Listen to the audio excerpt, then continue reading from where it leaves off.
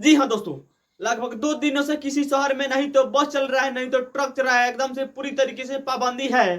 पाबंदी इसलिए है कि यहाँ पे एक कानून को लाया गया है। माननीय भारत के गृह मंत्री श्री अमित शाह जी एक कानून के लाए हैं, जिस कानून का नाम है हिट एंड रन एक्ट।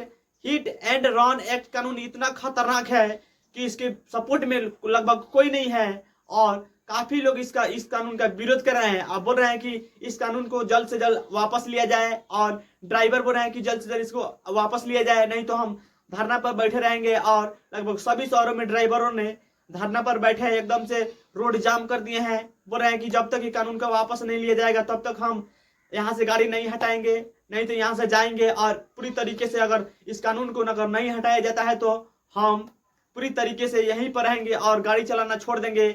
सरकार अपन ड्राइवर रखेगी और वहीं अपन ड्राइवर रखकर और ट्रक को चलवाएगी, और इस कानून का काफी विरोध रहा है।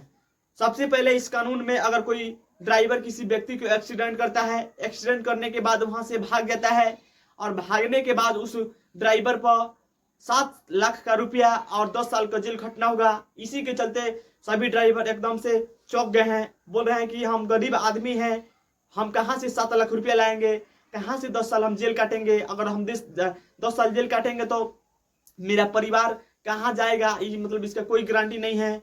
अगर हम महीने में मान लीजिए कि 15 से 20 हजार रुपया कमाते हैं, और इतना कमा के हम कैसे 7 लाख रुपया सरकार को भरपाया करेंगे। अगर बाई चांस हमसे किसी के एक्सीडेंट हो जाता है, एक्सीडेंट होने के बाद हम कहाँ से 7 लाख रुपया देंगे। और यही प्रश्न लगभग सभी ड्राइवरों के मन में उठ रहा है, और इस कानून का काफी विरोध रहा है। और इस कानून के बारे में आप लोग क्या कह रहे हैं, आप कमेंट में जरूर बताइए। लेकिन सरकार से निवेदन है कि इस कानून को वापस लिया जाए, और इस कानून बहुत खतरनाक कानून है, काला कानून से भी ज्यादा खतरनाक है, और इसलिए इस कानून को वापस लिया जाए। और